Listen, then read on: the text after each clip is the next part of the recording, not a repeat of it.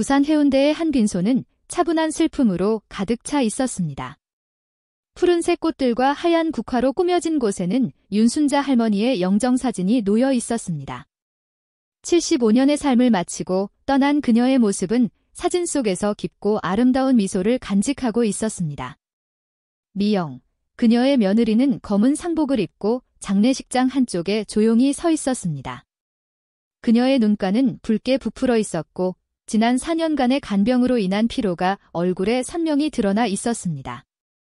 12년 동안 함께한 시어머니가 이제는 곁에 없다는 사실은 미영에게 여전히 실감나지 않았습니다.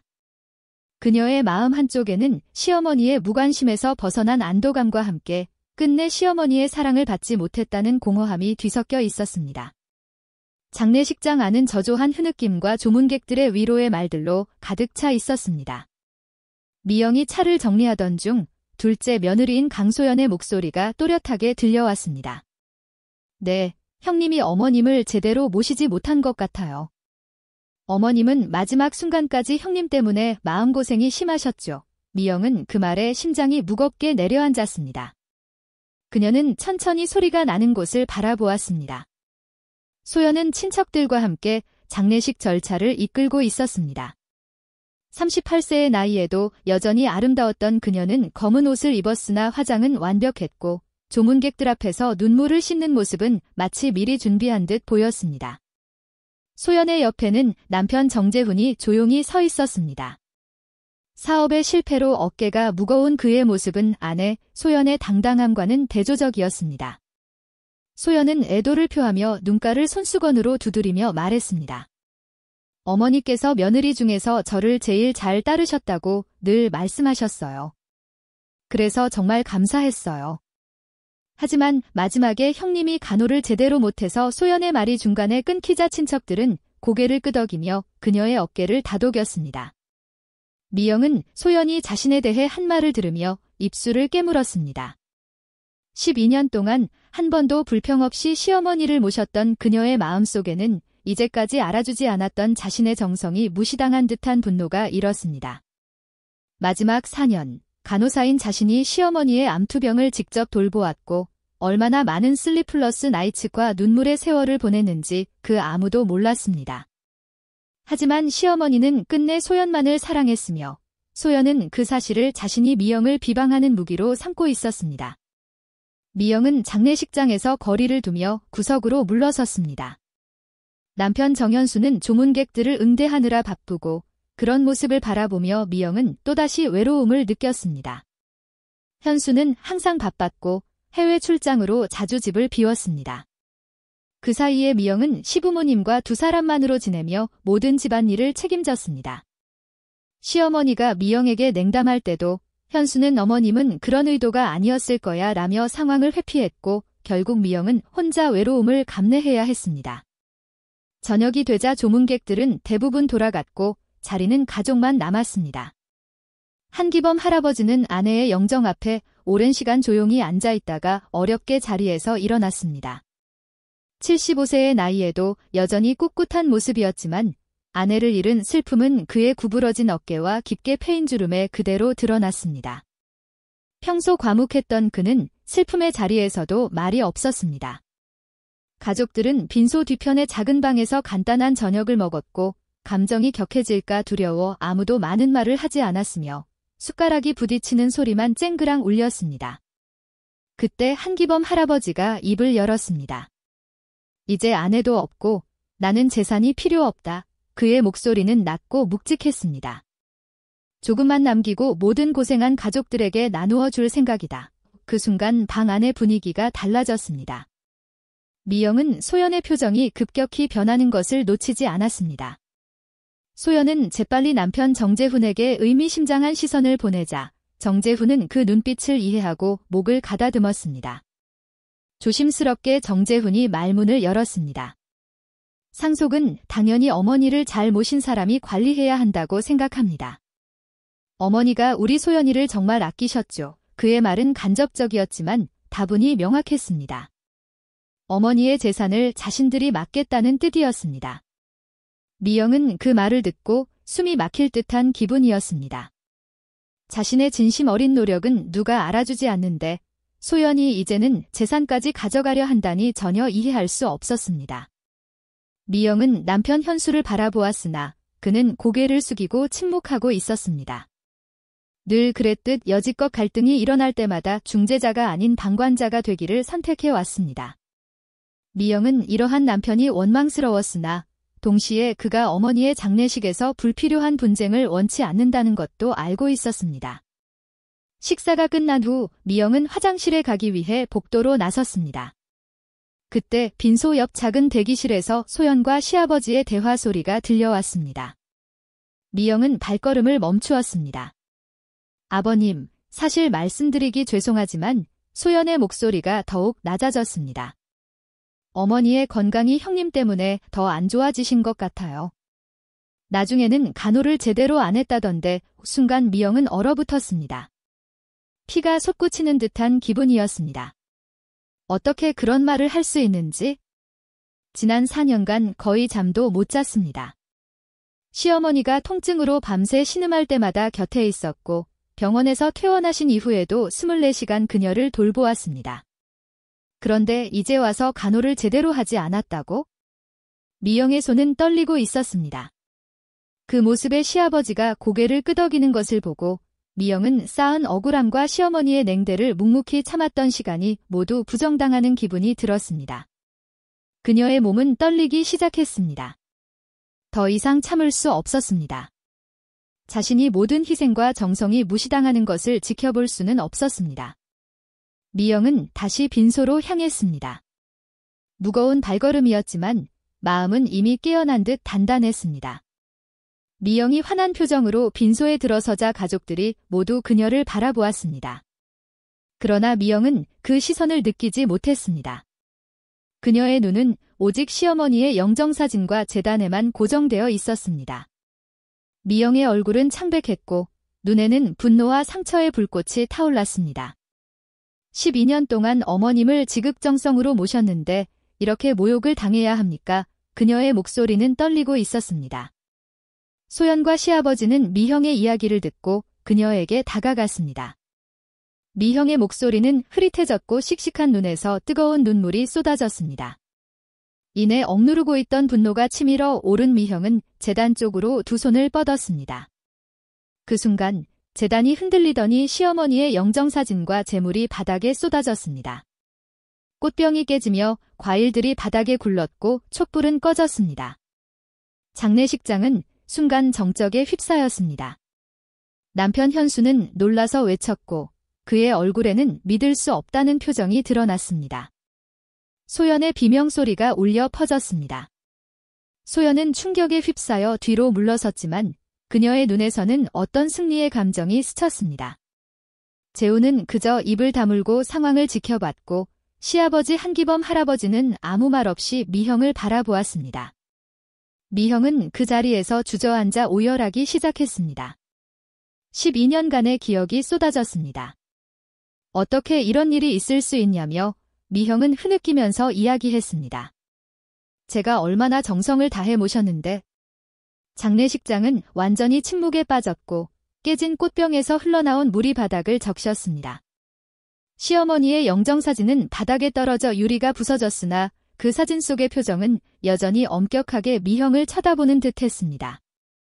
그 순간 미형의 마음속에서 어떤 것이 무너져 내렸습니다. 미형은 눈물을 닦으며 천천히 일어섰습니다. 그녀의 목소리는 더 이상 떨리지 않았습니다. 바닥에 흩어진 제사상과 부서진 영정사진 앞에서 그녀는 12년 전으로 돌아갔습니다. 모든 것이 시작되었던 12년 전의 어느 4월 비 오는 날 부산대학교 병원 응급실은 많은 환자들로 북적였고 미형은 12시간 근무의 마지막 시간을 지나고 있었습니다. 그때 한 흰머리의 단정한 노부인이 복통을 호소하며 응급실에 들어왔습니다. 미형이 노부인에게 다가가 물어보자 노부인은 통증에 찡그리며 고개를 저었습니다. 미형은 즉시 노부인의 활력 징후를 측정하고 관련 의사에게 보고했습니다. 그녀의 정확한 관찰과 빠른 판단 덕분에 노부인은 급성 담낭염 진단을 받고 적절한 치료를 받게 되었습니다. 통증이 가라앉으면 노부인은 미형의 손을 잡으며 그녀에게 미소를 보냈습니다. 그 노부인이 바로 윤순자 할머니였으며 그녀는 미형의 친절함에 깊은 감명을 느꼈습니다. 퇴원 전날 윤순자 할머니는 아들 정현수를 병원에 데려왔습니다. 그리고 미형을 향해 미소 지으며 말했습니다. 우리 아들은 아직 결혼하지 않았는데 남편감으로 어떠냐고 말씀하셨습니다. 미형은 쑥스러워 얼굴이 붉어졌지만 훤칠한 키의 남자를 보며 가슴이 설레었습니다.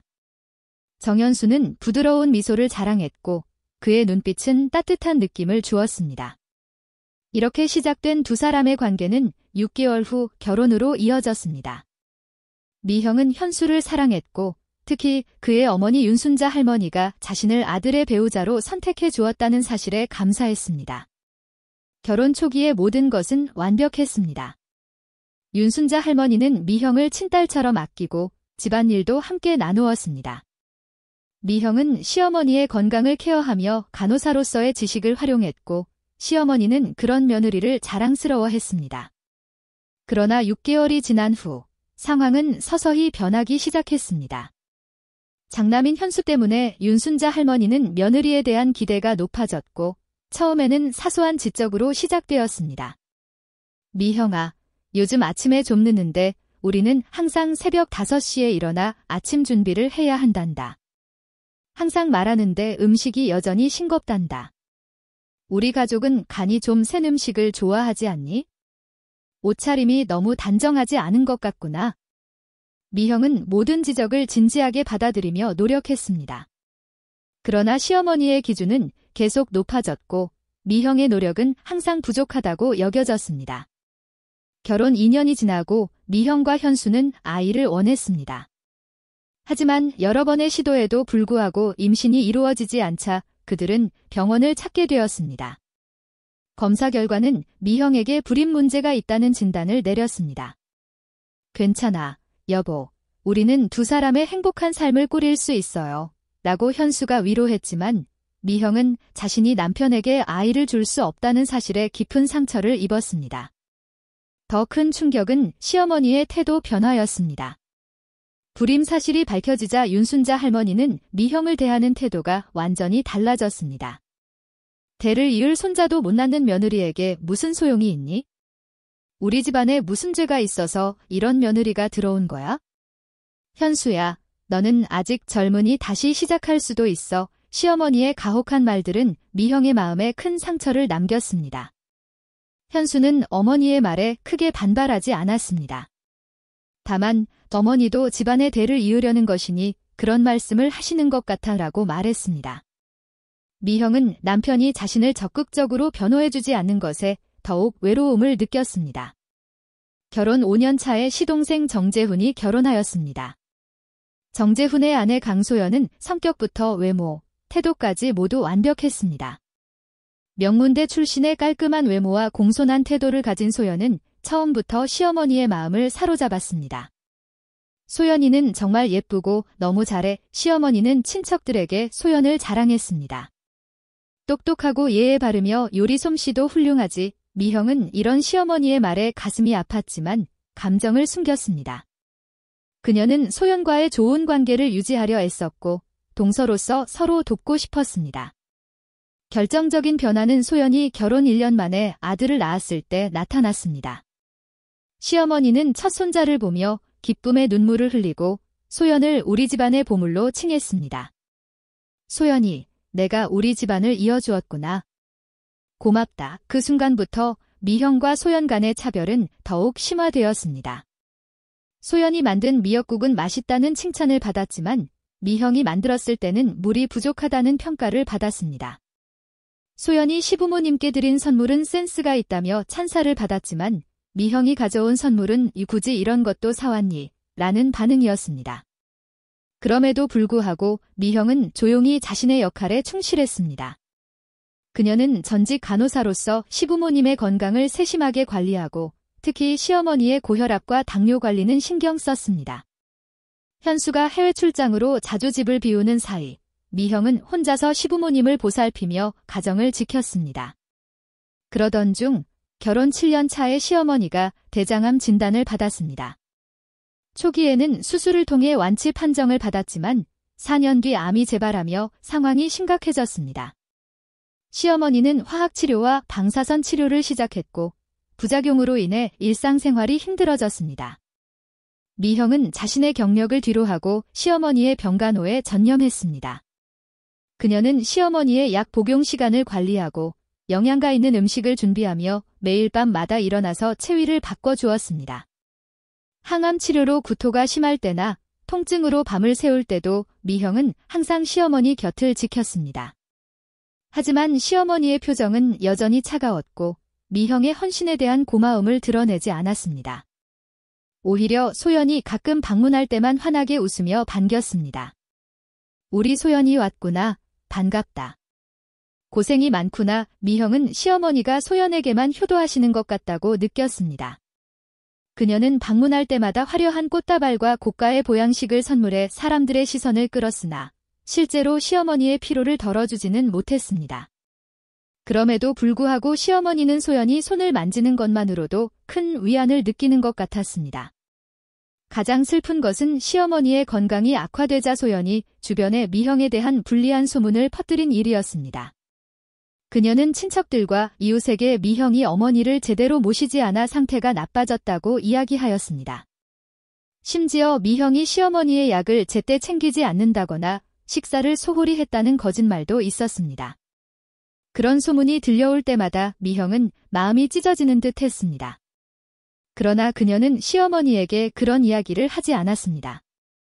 시어머니의 건강이 좋지 않은 상황에서 그런 말을 하면 오히려 시어머니에게 해가 될 것이라는 판단을 내리고 이 모든 것은 자신이 진심으로 돌보면 언젠가는 인정받을 것이라 믿었습니다.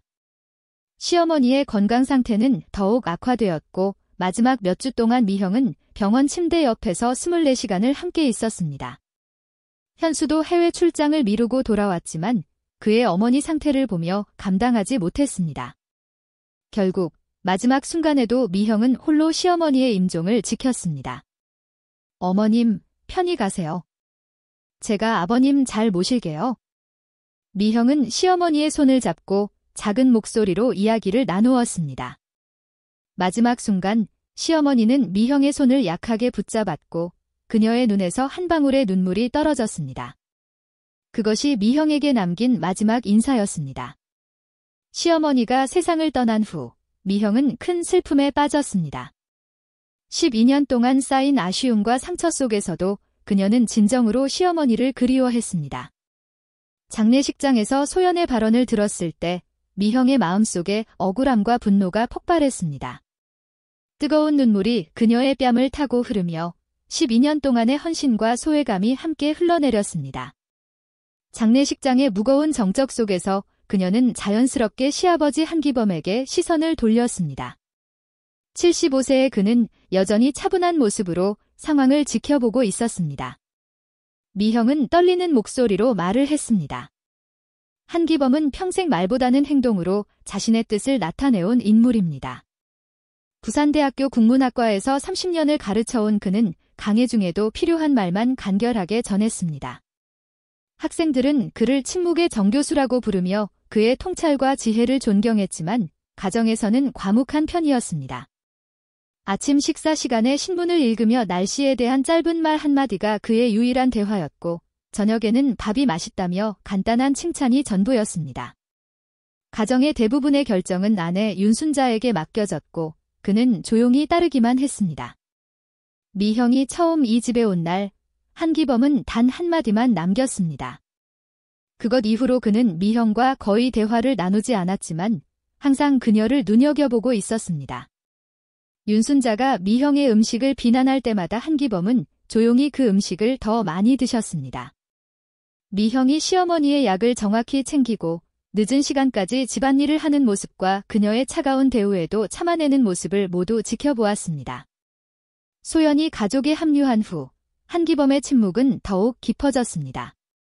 시어머니가 소연을 과하게 편애하는 상황에 그는 불편한 기색을 보였지만 직접적으로 개입하지는 않았습니다.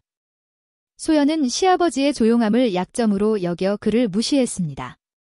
한기범이 거실에서 책을 읽고 있으면 소연은 마치 그가 없는 것처럼 행동하며 시어머니에게만 관심을 돌렸습니다. 어머니, 이 영양제가 좋다고 해서 가져왔어요.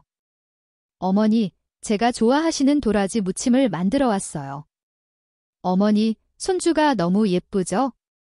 소연은 시어머니의 마음을 사로잡기 위해 최선을 다했지만 시아버지에게는 형식적인 인사만 건넸습니다.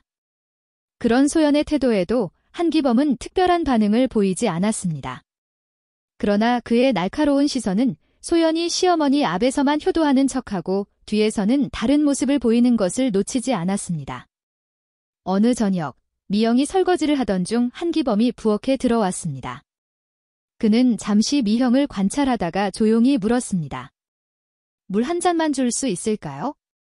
미형은 즉시 깨끗한 컵에 물을 따라 시아버지께 드렸습니다. 한기범은 물을 마신 후 컵을 내려놓으면서 갑자기 미형의 어깨에 손을 얹었습니다. 나는 모든 것을 알고 있다. 그의 목소리는 낮고 깊었습니다.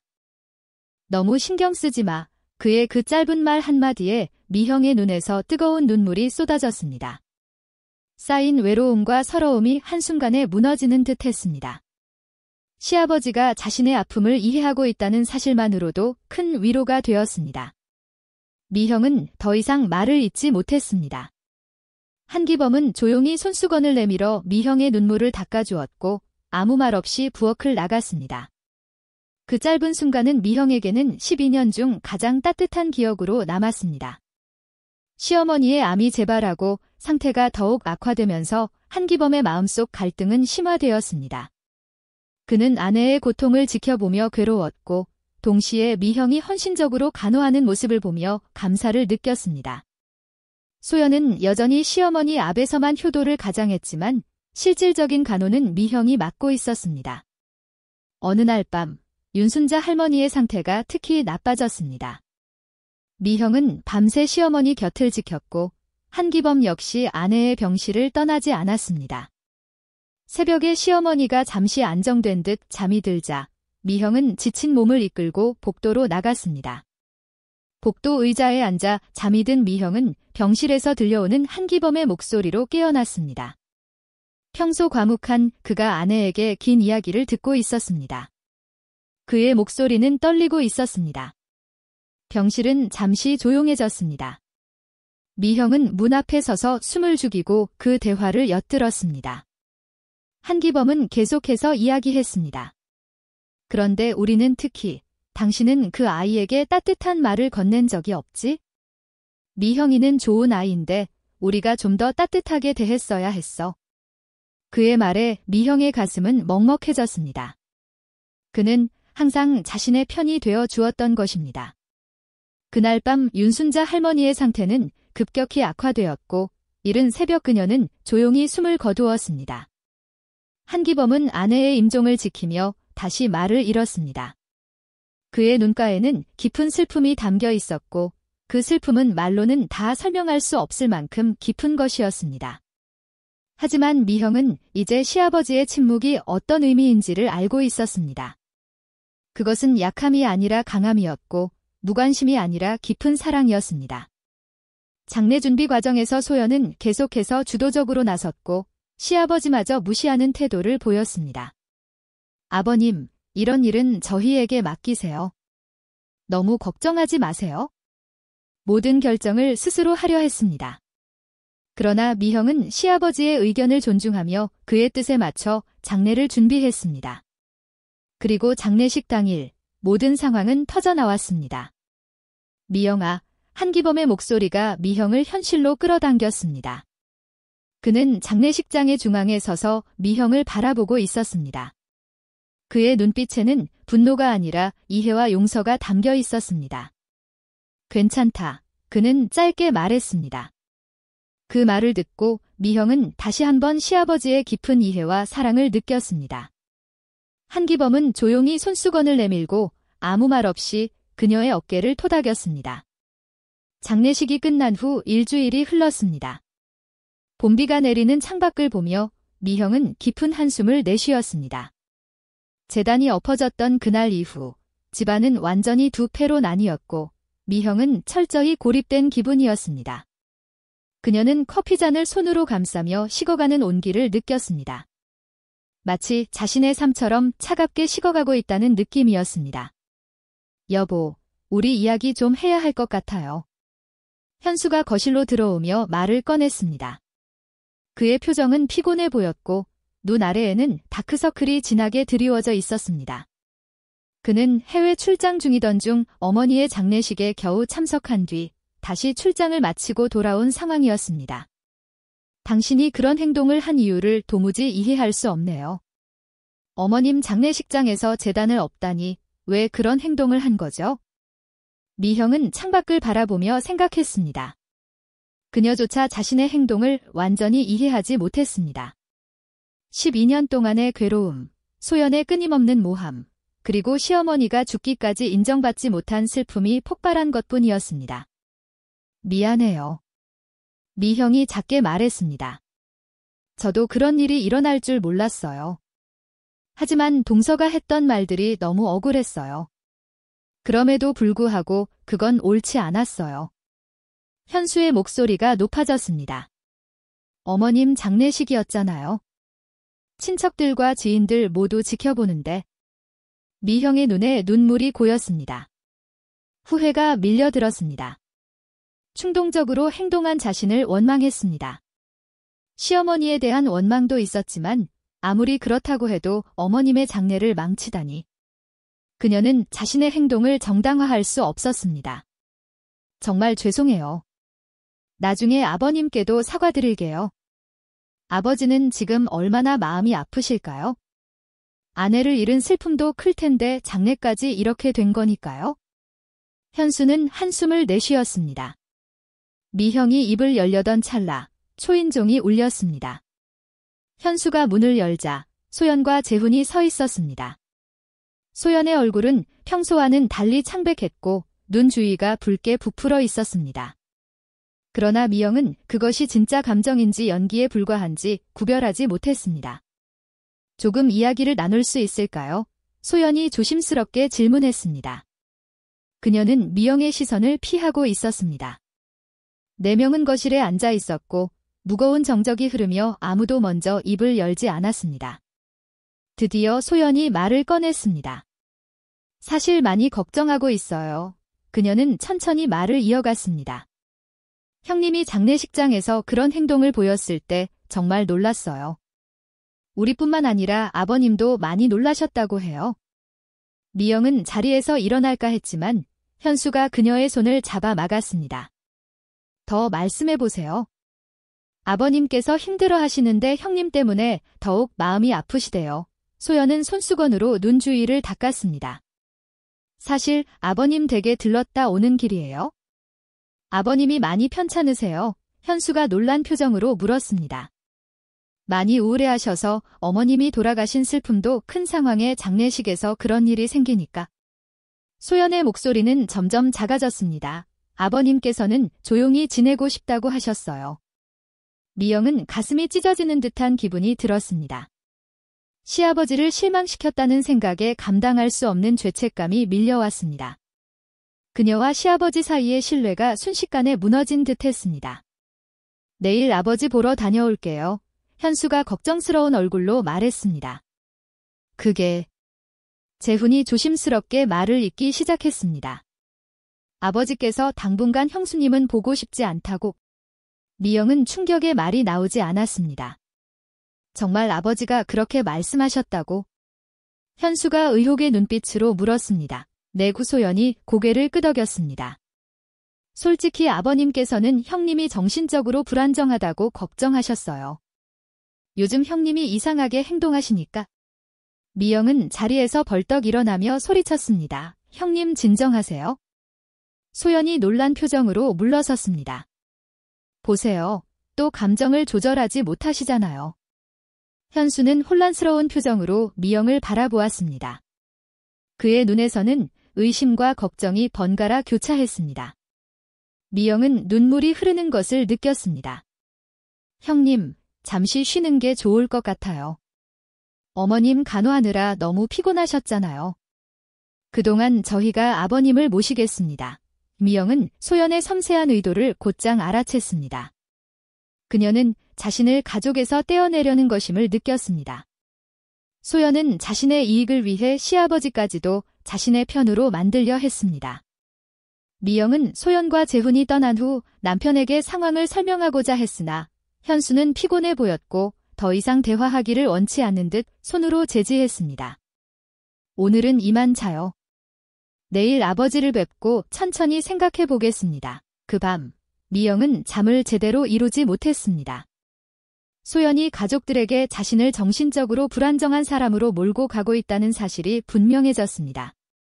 더 나아가 현수가 그 말에 반신반의하고 있다는 점이 더욱 괴로웠습니다.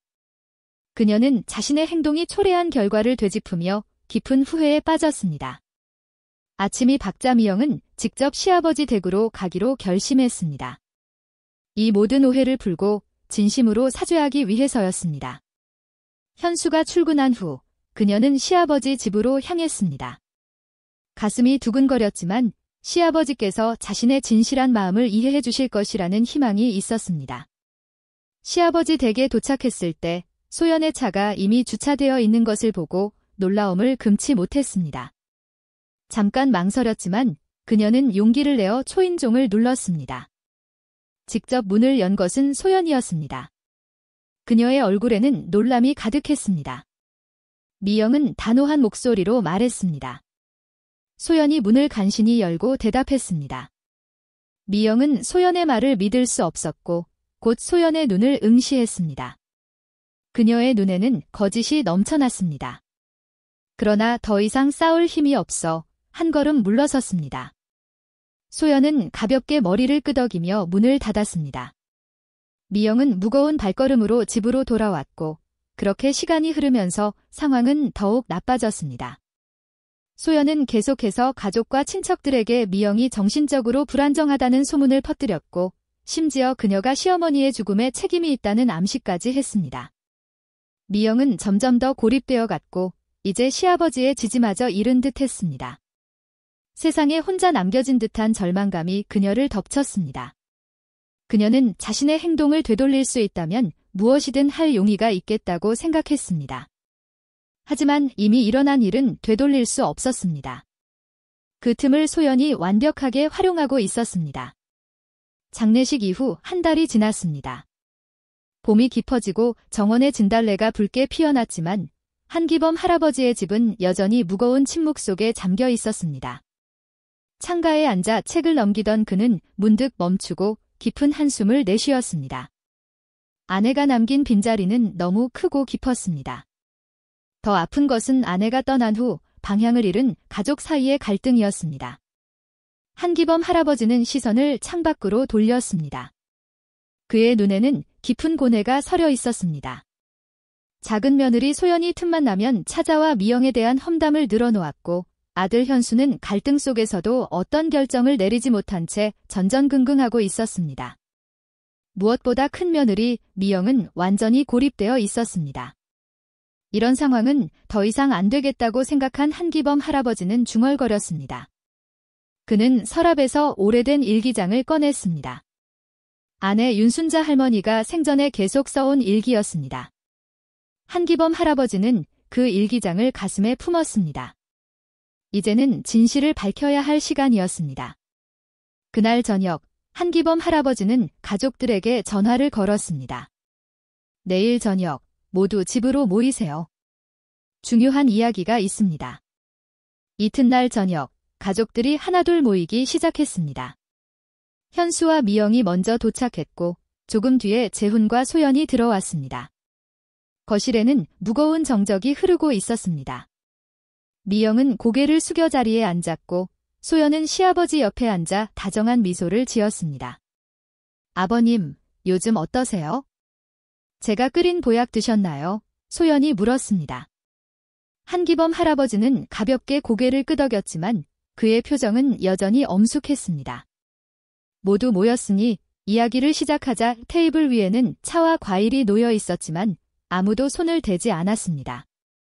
분위기는 경직되어 있었고 특히 미영은 시아버지의 시선을 피하고 손가락만 움직였습니다. 한 달 동안 나는 너희들을 지켜보았다. 한기범 할아버지가 입을 열었습니다. 누가 진실을 말하고 누가 거짓을 말하는지. 소연은 약간 움찔했지만 곧 태연한 표정을 되찾았습니다. 너희들 요즘은? 한기범 할아버지가 말을 이으려던 찰나 그의 표정이 갑자기 일그러졌습니다. 그는 가슴을 움켜잡으며 앞으로 쓰러졌습니다. 미영이 제일 먼저 달려가 그를 붙잡았습니다. 현수가 놀라 외쳤습니다. 아버님, 한기범 할아버지는 숨을 헐떡이며 가슴을 부여잡고 있었습니다. 얼굴은 창백해졌고 이마에는 식은 땀이 흘렀습니다. 그는 미영의 팔 안에서 고통스러운 신음을 내뱉었습니다. 미영은 침착하게 119에 전화를 걸라고 지시했습니다. 그리고 그녀는 신속하게 시아버지를 바닥에 눕히고 넥타이를 풀어주었습니다. 아버님, 제 말 들리세요? 심장이 아프세요? 한기범 할아버지는 고통스러운 표정으로 간신히 고개를 끄덕였습니다. 미영은 이전의 간호사 경력을 통해 즉각적으로 응급처치를 시작했습니다. 그녀는 시아버지의 맥박을 확인하고 그의 호흡을 살폈습니다. 아버님, 깊게 숨 쉬세요. 천천히 따라하세요. 미영이 침착하게 말했다. 구급차가 곧 도착할 것이라고 소연은 생각하고 있었지만 충격에 얼어붙어 있었고 재호는 서둘러 현관문으로 달려가 구급차를 기다렸다. 현수는 아버지의 손을 꼭 잡고 있었다. 아버님, 제발 버텨주세요. 미영의 눈에 눈물이 맺혔다. 그간의 갈등과 오해가 모두 의미 없어 보였다. 지금 이 순간 가장 소중한 것은 오직 시아버지의 생명뿐이었다. 구급차 소리가 가까워지고 한기범 할아버지는 미영의 품에서 약하게 숨을 쉬고 있었다. 그리고 그의 눈이 서서히 감겼다. 응급구조대원들이 들어와 신속하게 한기범 할아버지를 들것에 옮겼다. 미영은 눈물이 가득한 시선으로 그의 모습을 지켜보았다. 병원 응급실의 차가운 하얀빛 아래에서 미영은 시아버지의 손을 단단히 쥐고 있었다. 구급차 안에서 미영은 시아버지의 상태를 체크하며 산소 마스크를 잘 착용하도록 도왔다. 가슴 통증으로 쓰러진 시아버지는 의식이 희미했지만 미영의 신속한 대처 덕분에 상태가 악화되지는 않았다. 진단 결과는 급성 심근경색이었다. 다행히도 초기에 적절한 응급처치로 위험한 상황을 넘겼다는 의사의 설명이 이어졌다. 간호사 출신인 미영이 있어서 정말 감사했다. 만약 그 골든타임을 놓쳤다면 상황은 훨씬 더 나빴을 것이다. 미영은 그 말을 듣고 한숨을 놓았다. 곁에 서 있던 현수는 아내의 어깨를 꼭 안아주었다. 여보, 정말 고마워요. 당신이 아니었으면... 현수의 목소리는 떨렸다. 중환자실에 입원한 한기범 할아버지는 48시간 동안 집중 치료를 받았다. 미영은 병원을 떠나지 않고 시아버지 곁을 지켰다. 간호사였던 그녀는 의료진과 원활하게 소통하며 시아버지의 상태를 철저히 확인했다. 활력 징후, 약물 투여 시간, 수액 교체 시간까지 모두 기록했다. 소연과 재호는 첫날 병문안을 왔다가 곧 돌아갔다. 우리는 내일 중요한 약속이 있어서요. 내일 다시 올게요. 소연이 말했다. 그렇게 말한 소연은 서둘러 병원을 떠났다. 그러나 그 다음 날도 소연은 짧게 인사하고 바쁘다는 이유로 인해 자리를 비웠다. 미영은 그런 소연을 원망하지 않았다. 지금 그녀에게 가장 중요한 것은 시아버지의 회복이었다. 사흘 후 한기범 할아버지가 안정되자 일반 병실로 옮겨졌다. 미영은 병실에서 살다시피 하며 지냈다. 그녀는 병원 음식 외에도 직접 준비한 죽과 과일 주스를 가져와 시아버지의 회복을 도왔다. 미영아, 집에 가서 좀 쉬어. 현수가 걱정스러운 목소리로 말했다. 괜찮아요. 미영이 대답했다. 병원에서의 일주일째 되는 날, 소연과 재호가 다시 왔다. 이번에는 평소보다 오래 머무르며 소연은 시아버지를 정성껏 대했다. 아버님, 퇴원하시면 저희 집에 오셔서 편히 쉬세요. 소연이 다정하게 말했다. 시아버지는 아직 말을 많이 할 수는 없었지만 고개를 살짝 끄덕이며 고마움을 표현했다. 소연은 만족스러운 미소를 지었다. 저녁이 다가오자 소연과 재호는 병실을 떠났고 미영은 복도로 화장실에 가려던 참이었다. 그 순간 병실 문 밖에서 소연과 재호의 대화가 들려왔다. 아, 아버님도 오래 못 사실 텐데 왜 병원비를 쓰는 거예요? 그냥 요양원에 모시는 게 낫지 않아? 소연의 말에 미영은 충격을 받아 발걸음을 멈췄다. 소연아, 그런 말은 여기서 하지 말자. 알겠어요. 그런데 분명히 말했어요. 저는 아버님을 절대 못 모셔요. 재산 받고 나면 요양원으로 보내는 거예요. 알겠죠? 소연의 목소리는 차가웠다. 미영은 그 소리를 듣고 가슴이 찢어질 듯 아팠다. 소연이 시아버지에게 보이는 태도에 화가 나기도 했다. 자신이 들은 이야기를 시아버지에게 전해야 할지 고민이 되었다. 시아버지의 건강이 걱정되면서도 그의 알 권리도 고려해야 했다. 한참을 고민한 후 미영은 결국 시아버지의 건강을 우선시하기로 결심했다.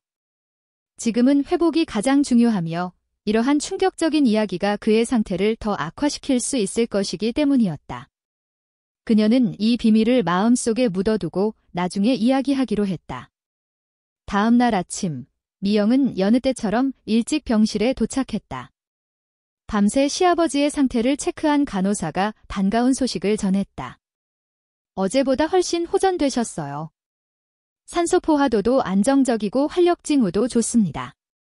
오늘 담당 의사 선생님이 진찰하시면 조의 소식을 들으실 수 있을 거예요. 미영은 기쁜 마음으로 병실로 들어갔다. 시아버지는 여전히 산소 마스크를 쓰고 있었지만 어제보다 훨씬 편안해 보였다. 미영은 시아버지의 곁에 앉아 그의 손을 잡았다. 아버님, 좋은 아침이에요. 오늘은 어제보다 많이 좋아지셨어요. 미영이 환하게 말했다. 놀랍게도 한기범 할아버지가 천천히 눈을 뜨셨다. 그의 눈은 맑았고 미영을 똑바로 바라보았다. 시아버지가 산소 마스크를 조금 내리려 하자 미영은 재빨리 도와주었다. 한기범 할아버지는 미영의 손을 꽉 잡았다. 그 손에서는 이전과는 다른 힘이 느껴졌다. 그의 입술이 움직였고 비록 작은 목소리였지만 확실한 단어가 나왔다. 미영아, 내가 미안하다. 그동안 고생 많았지. 미영의 눈에 눈물이 맺혔다. 시아버지가 눈을 뜨고 한 첫마디는 과거의 모든 상처를 치유하는 듯 했다. 걱정 마라. 한기범 할아버지가 미소를 지었다. 그것은 지난 12년간 미영이 본 중 가장 따뜻한 미소였다. 이제 모든 것이 바로 잡힐 것이다. 미영은 감격에 겨워 눈물이 흘렀다. 그간의 오해와 갈등, 소외감이 모두 녹아내린 것 같았다. 시아버지의 한마디가 그녀에게 새로운 힘을 주었다. 한기범 할아버지는 고개를 끄덕이며 다시 한번 미영의 손을 단단히 쥐었다. 그의 눈에는 불굴의 의지가 빛나고 있었다. 이것은 단순한 회복의 약속이 아니라 오랫동안 침묵했던 진실이 드디어 드러날 것이라는 약속이었다. 병실의 창문으로 따스한 봄의 햇살이 들어왔고 그 빛은 미영과 시아버지의 얼굴을 환하게 비추었다. 어두운 시간이 지나고 이제 진실의 시간이 다가오고 있었다. 한기범 할아버지가 퇴원하기 하루 전날이었다. 3주간의 입원 생활 끝에 그의 건강은 놀라운 속도로 회복되었다. 의사들 또한 그의 빠른 회복에 놀라웠고 특히 미영의 헌신적인 간호가 큰 도움이 되었다고 입을 모았다. 오늘은 가족 모두 와주길 바란다. 한기범 할아버지가 미영에게 말했다. 가족이 함께 모여야 할 일이 있다. 미영은 시아버지의 요청대로 태우, 도현, 소연에게 연락을 취했다. 오후 2시, 병실에는 모든 가족이 모였다. 좁은 공간은 긴장감으로 가득 찼다. 소연이 가장 먼저 달려와 한기범 할아버지 옆자리를 차지했다. 그녀는 평소보다 더 화려하게 화장을 하고 비싼 옷을 차려입고 있었다. 아버님, 괜찮으시죠? 정말 걱정 많이 했어요. 소연이 시아버지의 손을 잡으며 다정하게 말했다. 앞으로 저희 집으로 모실게요. 제가 직접 간호해 드릴게요. 재훈은 아내 뒤에 보이지 않게 서 있었고 현수와 미영은 병실의 반대편에서 자리를 잡았습니다. 미영은 시아버지의 시선이 평소와 다르다는 것을 느꼈습니다. 그의 눈빛에는 강한 결심이 담겨 있었습니다. 이제 모두 모였으니 이야기를 시작하겠습니다. 한기범 할아버지는 침대에서 천천히 자세를 바꾸며 말씀하셨습니다. 그는 여전히 약해 보였지만 목소리는 의외로 힘이 있었고 소연이 신속히 말을 이어갔습니다.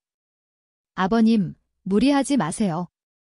중요한 이야기는 퇴원하시고 편안하게 계실 때 나누셔도 됩니다. 한기범 할아버지는 소연의 말을 중단시키며 조용하게 말씀하셨습니다. 내가 평생 말을 아끼던 사람이라서 내가 바보라고 생각했느냐? 그 한마디에 병실 안의 분위기가 순간 얼어붙었습니다. 소연의 얼굴은 창백해졌고 재훈은 불편한 듯 시선을 피했습니다. 현수와 미영도 놀라서 서로를 바라보았습니다. 너희가 생각하는 것보다 내가 훨씬 더 많은 것을 알고 있다. 한기범 할아버지가 말을 이었습니다. 특히 소연아, 나는 내가 어떤 사람인지 잘 알고 있다. 소연은 어색하게 웃으려 했으나 시아버지의 단호한 표정에 그 웃음은 금세 사라졌습니다. 아버님, 무슨 말씀인지요? 너는 내 앞에서는 효부인 척하지만 뒤에서는 요양원으로 보내려 했지? 한기범 할아버지의 말에 소연은 충격으로 동공지진이 일어났습니다. 나와 내 아내는 내가 진정 어떤 사람인지 알고 있었다. 한기범 할아버지는 침대 옆 테이블 서랍에서 오래된 가죽 표지의 일기장을 꺼내셨습니다. 그 표지가 낡고 구겨진 것으로 보아 오랫동안 소중히 여겨진 것이 분명했습니다. 이건 내 아내의 일기다. 한기범 할아버지는 조용히 말씀하셨습니다. 그의 손가락은 일기장 표지를 부드럽게 쓸었습니다. 아내가 지난 1년간 써온 것이다. 아내는 마지막 몇 개월 동안 많은 고민을 했다고 하셨습니다. 한기범 할아버지가 일기장을 조심스레 펼쳤습니다. 특히 미영에 관한 내용이 많았습니다. 시아버지는 일기장의 한 페이지를 넘기며 읽기 시작했습니다. 오늘도 미영이가 밤새 내 곁을 지켜주었다. 큰 며느리가 정말 고맙다. 어느 순간부터 큰 며느리에게 마음을 잘 표현하지 못했다. 무엇이 잘못된 것인지 모르겠다. 죽기 전에 반드시 고마움을 전하고 싶었다. 미영은 그 말에 감정을 억제하지 못했습니다. 시어머니가 마음속 깊이 자신을 인정했던 사실이 믿기지 않았습니다. 현수는 놀란 눈으로 아내의 어깨를 감싸 안았습니다. 한기범 할아버지는 다른 페이지로 넘어갔습니다. 미영이가 없었다면 나는 벌써 오래전에 세상을 떠났을 것이다. 그 아이의 간호 경험과 따뜻한 마음이 내 생명을 연속시켰다. 내가 고집이 세서 그 아이를 많이 아프게 했구나. 나를 용서할 수 있을까? 소연의 얼굴이 창백해졌고 그녀는 자리에서 일어나려 했으나 재훈이 그녀의 어깨를 붙잡아 안쳤습니다. 아내는 소연에 대해 조차 알고 있었다. 한기범 할아버지가 다른 페이지를 펼쳤습니다. 작은 며느리는 내 앞에서만 효부인 척한다. 겉보기에는 잘 지내지만 속은 다른 마음을 오래전부터 알고 있었지만 손자 때문에 뭐라고 말해야 할지 몰랐다. 소연은 자리에서 벌떡 일어났습니다. 아버님, 그건 어머님이 정신적으로 힘드셔서. 조용히 해라. 한기범 할아버지의 목소리가 급격히 높아졌습니다. 내 시어머니는 마지막 순간까지 정신이 또렷했어. 한기범 할아버지는 마지막 페이지를 펼쳤습니다. 그것은 아마도 시어머니가 세상을 떠나기 몇 날 전에 남긴 것 같았습니다. 글씨는 많이 흐트러져 있었습니다. 오늘 밤이 내 마지막일지도 모르겠다. 내 남편에게 부탁한다. 미영이를 잘 돌봐주고 그 아이에게 내 마음을 전해주길. 그리고 소연에게 조심하라고. 병실 안은 침묵으로 가득 찼습니다. 소연은 충격에 휩싸인 듯 아무 말도 못했고 재훈은 고개를 숙인 채 바닥만 쳐다보았습니다. 미영은 가슴이 벅차올랐습니다. 12년 동안 인정받지 못했다고 생각했던 자신의 헌신이 결국 시어머니의 마음에 닿았다니 그녀를 감동시켰습니다. 아내는 마지막 순간에 많은 것들을 깨달았습니다. 한기범 할아버지가 일기장을 조심스럽게 다듬며 말했습니다. 나도 그러다. 더 일찍 나서서 진실을 밝혔어야 했다. 내 침묵이 미영에게 더 상처를 줬구나. 미영은 고개를 저었습니다. 아니에요, 아버님. 어머님의 마음을 알게 된 것만으로도 저는 충분히 위로가 됩니다. 한기범 할아버지는 천천히 일기장을 미영에게 건넸습니다. 이제 이 일기장은 너의 것이다.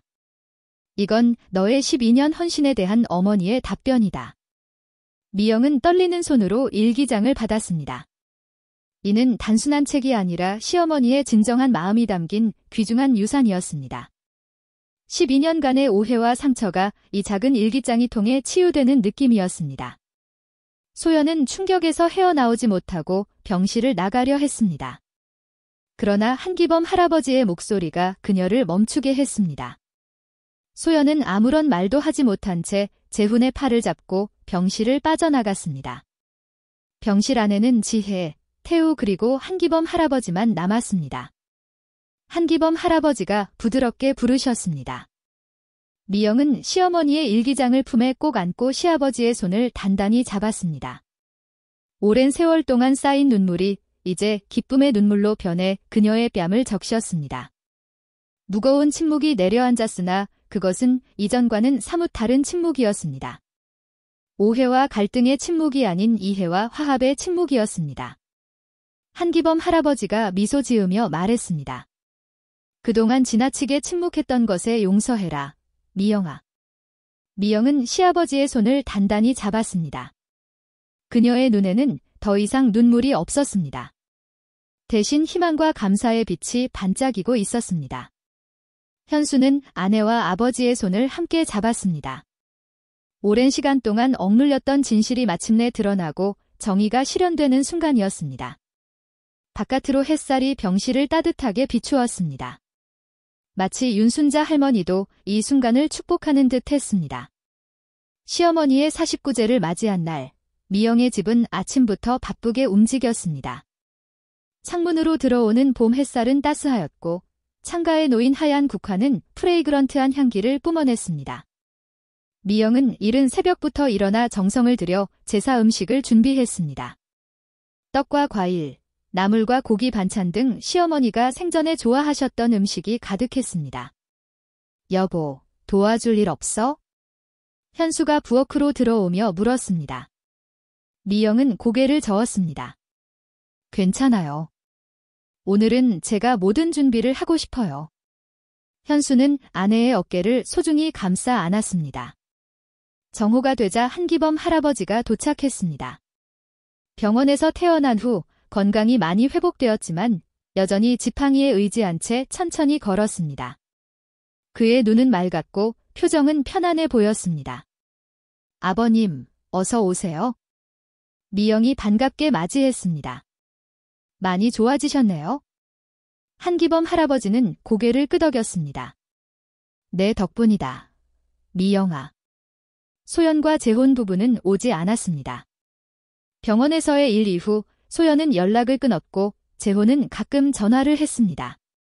그는 아내를 설득하려 했지만 소연은 확고했습니다. 소연은 마음의 준비가 아직 안 된 것 같아요. 재혼이 전했습니다. 미영은 그 말에 마음이 아팠지만 이해했습니다. 시간이 필요한 일이었습니다. 거실에는 정돈된 제단이 마련되어 있었습니다. 시어머니의 영정사진이 중앙에 놓여 있고 그 앞에는 정성껏 준비한 음식들이 차려져 있었습니다. 향기가 피어오르며 집안에 은은한 어로마가 흐르고 있었습니다. 미영은 마지막으로 제단을 점검했습니다. 그녀는 장례식장에서 자신이 엎어버린 제단을 회상하며 안타까운 마음이 들었습니다. 하지만 이제는 진정으로 시어머니를 보내드리고 싶었습니다. 모든 준비가 완료되었습니다. 아버님, 이제 시작할까요? 미영이 정중하게 물었습니다. 한기범 할아버지는 천천히 제단 앞에 무릎을 꿇었습니다. 현수와 미영도 그의 곁에 나란히 앉았습니다. 시아버지는 술잔을 올리고 정중히 절을 하였습니다. 그의 눈가에 눈물이 고였습니다. 여보, 49일이 지났다. 이제 저 세상에서 편안히 가시오. 현수도 아버지를 이어 술잔을 올리고 절을 하였습니다. 마지막으로 미영의 차례가 되었습니다. 그녀는 조심스럽게 술잔을 들어 올렸습니다. 손이 약간 떨렸지만 그녀의 표정은 확고했습니다. 미영은 시어머니의 영정사진을 바라보았습니다. 그 엄격했던 얼굴이 이제는 부드럽게 느껴졌습니다. 그 안에는 감춰진 따뜻함과 후회, 그리고 사랑이 가득 담겨 있었습니다. 어머니.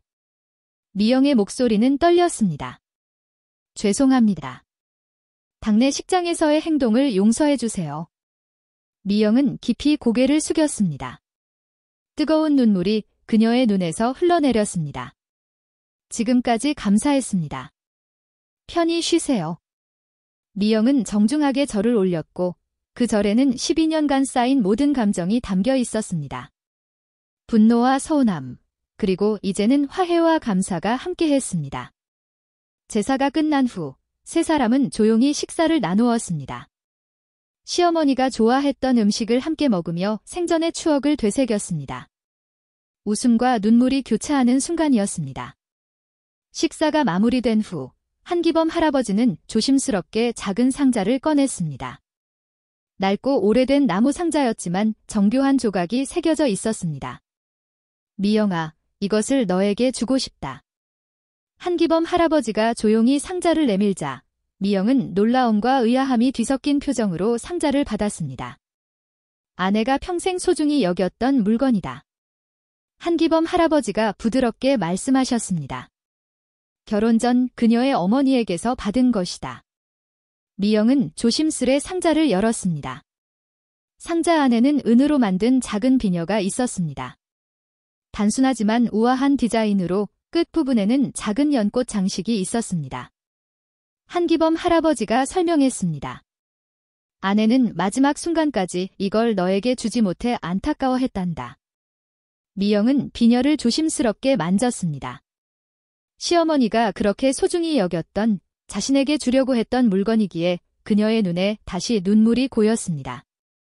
너의 시어머니가 믿었던 가장 신뢰할 수 있는 사람은 결국 너였다. 미영아.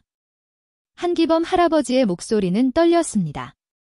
비록 그녀가 표현하지는 못했지만 그녀는 내가 우리 가족의 진정한 기둥이라는 것을 알고 있었다. 미영은 더 이상 말을 잇지 못하고 비녀를 가슴에 안으며 고개를 숙였습니다. 모든 아픔과 상처가 이 작은 비녀를 통해 치유되는 것만 같았습니다. 감사합니다. 아버님. 미영이 간신히 말을 이어갔습니다. 미영은 다시 제단 앞으로 걸어갔습니다. 시어머니의 사진 앞에서 비녀를 들어 올리며 말했습니다. 어머니. 이 소중한 선물 감사합니다. 이제 어머님의 진심을 이해했습니다. 현수와 한기범 할아버지도 그 옆에 서 있었습니다. 세 사람은 시어머니의 사진 앞에서 손을 꼭 잡았습니다. 그들의 얼굴에선 평화로운 미소가 번졌습니다. 창밖의 바람이 불어와 국화 꽃잎을 살짝 흔들었습니다. 마치 윤순자 할머니의 미소처럼 느껴졌습니다. 이제 그녀도 평안을 찾은 것 같았습니다. 49제가 지나고 6개월이 흘렀습니다. 가을에 상쾌한 바람이 불어오는 9월의 어느 날, 미영은 간호사 유니폼을 깔끔하게 입고 거울 앞에 서 있었습니다. 하얀 유니폼과 붉은 십자가 배지가 그녀에게 새로운 활력을 불어넣었습니다. 12년 만에 다시 입게 된 간호사 유니폼은 설렘과 긴장감을 동시에 안겨주었습니다. 여보, 어때요? 미영이 현수에게 물었습니다. 너무 오랜만이라 어색해요. 현수는 아내를 자랑스럽게 바라보았습니다. 정말 잘 어울린다. 우리 간호사 선생님. 미영은 얼굴이 붉어져 웃었습니다. 부산대학교 병원에서 다시 일할 수 있게 된 것은 한기범 할아버지의 덕분이었습니다. 그는 오랜 친구인 병원 이사장에게 미영을 추천했고 병원 측에서는 기꺼이 그녀를 중견 간호사로 채용했습니다. 시어머니가 세상을 떠난 후 현수와 미영의 관계는 크게 변화했습니다. 현수는 자신의 부재가 아내에게 얼마나 큰 상처를 주었는지 인식하게 되었습니다. 그는 해외 출장을 줄이고 가족과 함께하는 시간을 늘렸습니다. 무엇보다도 미영의 꿈과 희망에 귀 기울이기 시작했습니다. 저녁에 아버지가 오신대요. 현수가 말했습니다. 첫 출근을 축하해 주신대요. 미영은 미소를 지었습니다. 한기범 할아버지와의 관계도 많이 달라졌습니다. 이제 그는 더 이상 묵묵한 시아버지가 아니라 미영에게 든든한 후원자이자 진정한 아버지가 되었습니다. 매주 일요일, 그들은 함께 식사하며 많은 이야기를 나누었습니다. 한기범 할아버지는 아내를 잃은 슬픔에서 조금씩 벗어나고 있었습니다. 그는 다시 대학 도서관에 가서 책을 읽기 시작했고, 오랫동안 중단했던 문학 연구도 재개했습니다. 특히 미영과 현수와 함께하는 시간이 큰 위안이 되었습니다. 미영은 마지막으로 거울을 보며 정돈을 하고 나섰습니다. 이제 가볼게요. 첫날, 화이팅. 현수가 아내에게 응원의 키스를 해주었습니다. 병원 첫날은 바쁘고 긴장했지만 미영에게는 보람찬 시간이었습니다. 12년의 공백에도 불구하고 그녀의 손길은 여전히 섬세했으며 환자에 대한 태도는 따뜻했습니다. 병동수 간호사들은 미영의 경험과 능력을 높이 평가했고 다른 간호사들도 친절하게 그녀를 맞아주었습니다. 저녁 때 미영이 집에 돌아갔을 때 한기범 할아버지는 이미 도착해 있었습니다.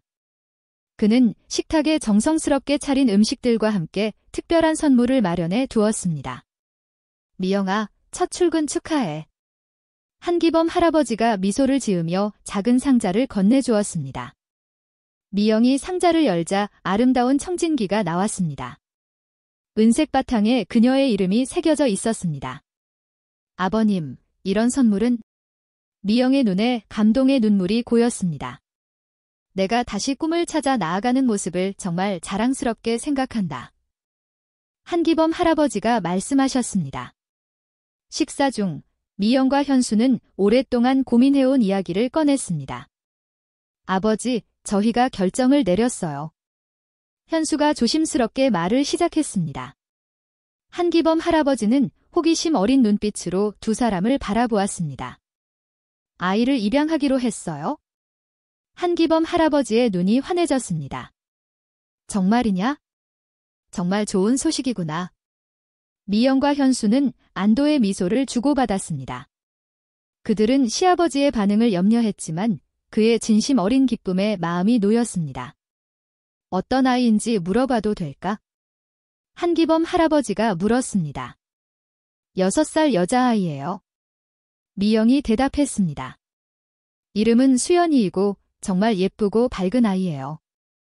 다음 주에 아버님께 소개해드릴게요. 손녀라.